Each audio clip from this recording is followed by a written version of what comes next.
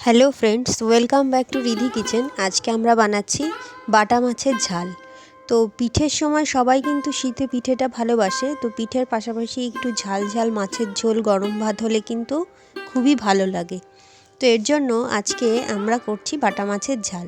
তো কড়াইতে সর্ষের তেল খুব ভালো করে গরম করে দিয়ে ওর মধ্যে আমি এই ছোটো ছোটো বাটা মাছগুলো নিয়েছি, কেন কি বড় বাটা থেকে ছোটো বাটা খেতে কিন্তু বেশি ভালো লাগে। উল্টে পাল্টে লাল করে এভাবে কিন্তু বাটা মাছগুলোকে আমাদের ফ্রাই করে নিতে হবে। তো এর জন্য তেলটাকে খুব ভালো করে গরম করে তারপরে মাছটাকে দিতে হবে। তারপর মাছের এক পাশ যখন আমাদের প্রায় লাল হয়ে আসবে, তখন আরেক পাশ আমাদের কিন্তু খুব ভালো করে ভেজে নিতে হবে। বন্ধুরা, যারা যারা আমার এই চ্যানেলকে এখনও সাবস্ক্রাইব করেনি তাদেরকে একটু সাবস্ক্রাইব করার জন্য অনুরোধ রাখলাম, আর যারা যারা সাবস্ক্রাইব করেছেন তাদেরকে আমার অসংখ্য ধন্যবাদ।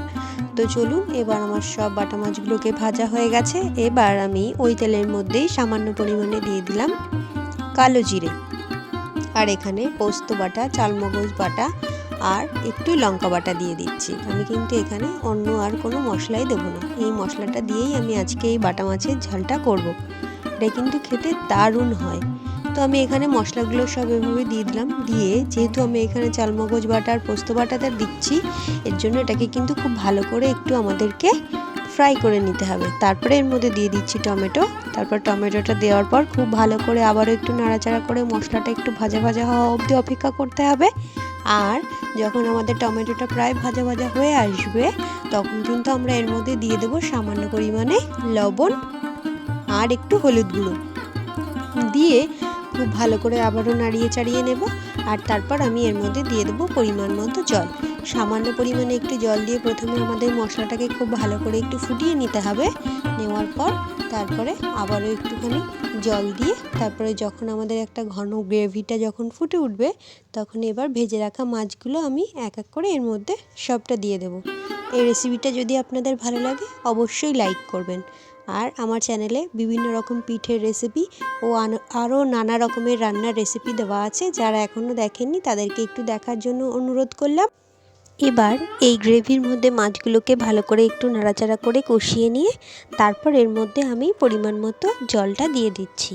এখানে বাটা মাছটা খুব বেশি আমরা গ্রেভিটা রাখবো না, এর জন্য খুব সামান্য পরিমাণে মানে মোটামুটি এখানে 2 কাপ মতো জল এর মধ্যে অ্যাড করে দেব। তারপরে এই ঝোলটাকে আমরা খুব ভালো করে একটু গ্যাসের ফ্লেমটাকে লোতে রেখে একটু ফুটিয়ে নেব।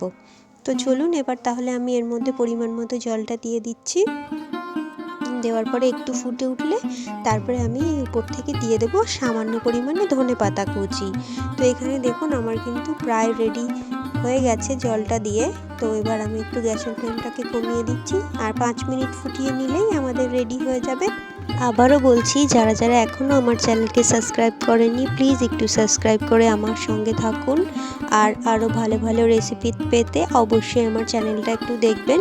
আর যারা যারা এখনও বিভিন্ন রকম পিঠের রেসিপি ও আরও নানা রকমের রেসিপি, রান্নার রেসিপি দেওয়া আছে, যারা এখনও দেখেননি তাদেরকে একটু দেখার জন্য অনুরোধ করলাম। দেখা হবে পরের ভিডিওতে। সবাই খুব ভালো থাকবেন। তৈরি হয়ে গেছে আমাদের দারুণ স্বাদের এই বাটা মাছের ঝাল। এটা কিন্তু গরম গরম ভাতের সঙ্গে পরিবেশন করলে খুব ভালো হয়।